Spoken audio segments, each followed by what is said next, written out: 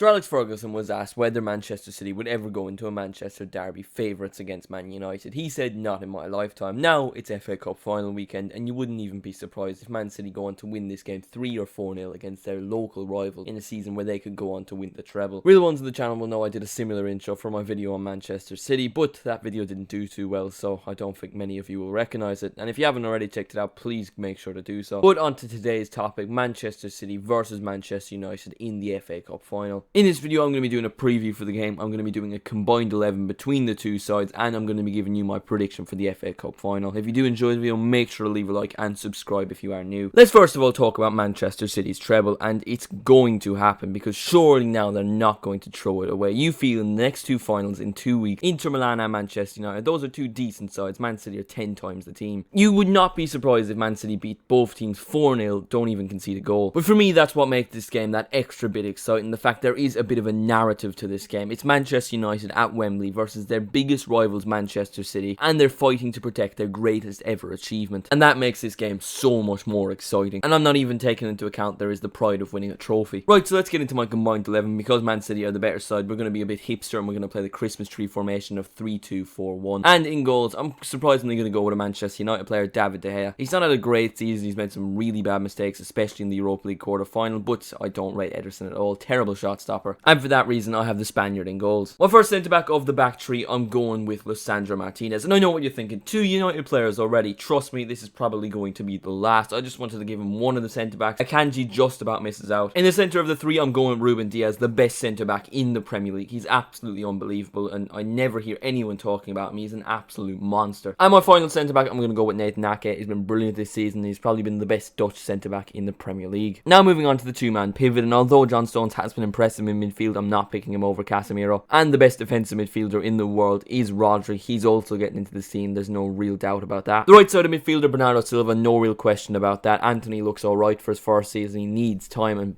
Jadon Sancho is an absolute shambles. The first central midfielder is going to be Kevin De Bruyne. He is an absolute magician, the best on the planet, one of the best the Premier League has ever produced, arguably the best. There's not even a question he gets in this team, it's a definitive yes. I favour Man United when it was a toss-up between Lisandro Martinez and Akanji, so I'm not going to do the same this time. Between Gundogan and Bruno Fernandes, I prefer Gundogan. Although Bruno Fernandes is more important to Man United than Gundogan is to City, I think the German is a fantastic player and gets in this team. Now the left side of midfielder, and I think this is probably going to be the most controversial of the lot, but I am taking Jack Grealish over Marcus Rashford. Rashford has had a fantastic season, but Jack Grealish has had a better one. He's been so good for Man City. The numbers don't reflect that. Rashford's stats are better, but I think just on the eye test, Grealish is a better footballer, and I'm taking him in this side. There's a lot of strikers to choose from. You have the likes of Wout Weghorst, Julian Alvarez, and Tony Martial, but if you combine all their goals from the last 3 seasons, I'm going to guess Haaland probably has more this season. It's not a question. Haaland gets in this team. And manager is obviously Pep Guardiola. Let me know what you thought of my combined 11 in the comments, and leave me your combined 11 in the comments, and let's get on to my match prediction for the FA Cup final. I'm aware I said Man United will be up for the fight because they have to protect this treble, and they did beat Manchester City in January, but City were not good at all in that game. If City are fully firing, this game could easily be 6-0. They're that good. Man United are also struggling to score goals recently. It's going to be a case of United win this game 1-0, or they win on penalties and a 0-0 draw or something like that, or City win this game 3 or 4-0. And I honestly do think it is going to be 3-0 to Manchester City in an FA Cup final in a Manchester derby. City definitely go into this game favourites, so what Alex Ferguson said is wrong. And we've come full circle from the start of the video. My goal scorers, by the way, 1 from Erling Haaland, 1 from Ilkay Gundogan, and 1 from Jack Grealish. But let me know what you think in the comments. Am I being completely biased to this fantastic City team and not giving Man United enough credit? Let me know what you think. Leave me your score predictions in the comments, along with your combined 11. If you did enjoy the video, make sure to leave a like, subscribe if you are new, and if you want to support the channel the next bit more, feel free to become a channel member. Check out my video on Manchester City from last week. Like I said at the start, didn't do too well, so make sure to give that some love. Thank you all so much for watching, and I'll see you in the next one.